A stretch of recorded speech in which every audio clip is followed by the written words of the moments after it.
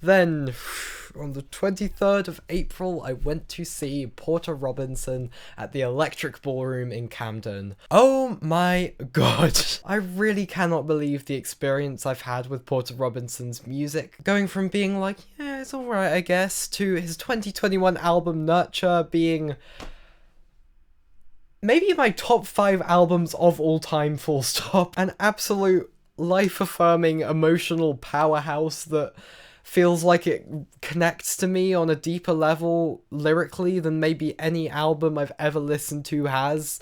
I'm not even exaggerating here. So getting a chance to see him perform live close to home was pretty enormous. And I'm just gonna say this, I think this is the greatest gig I've ever seen in my life. I mean, I think given I spent half the time literally crying, yeah, it's kind of pretty clear cut. The level of humanity and human connection between him and the audience, particularly because of this relatively small space that he was performing in, was just an absolutely beautiful thing. The visuals were gorgeous and imaginative, his vocal performances were perfect. The things he said in between songs were so genuine and honestly heart-wrenching. Everyone there, including me, was just absolutely ecstatic. I honestly just look back on this as, without exaggeration, probably the single highest point of 2022, one of the happiest moments I've ever experienced. I sound like I'm just being over the top for the camera, but this is genuinely how I feel. It was a bit of an epic as well. It was a very lengthy gig, which almost felt like it had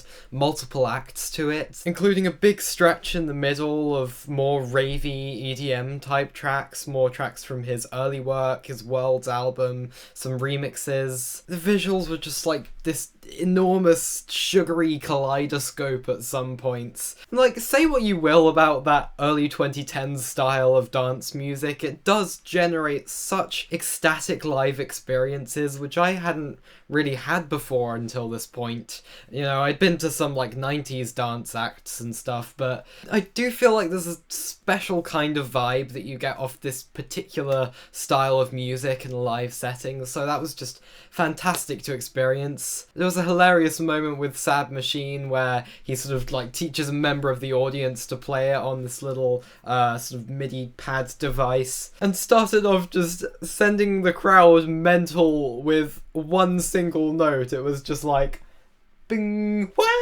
And while I'm filming this little extra bit, I'll also mention that Buffalo Staple, aka Vale Smith, was actually there at this exact gig and did his own review of it in a recent gig ranking video, which is absolutely fantastic. You should go and check it out. It does make me think that we could bump into each other someday, which would be really, really cool. His music just every time gives me a different perspective on myself and the world around me and life, and the way he closed with the message, "Everything you need is already here," just gave me such goosebumps. It was just, I really don't know what other way to describe this than pure unbridled euphoria. It was just perfect. And yeah, it's a 10 out of 10.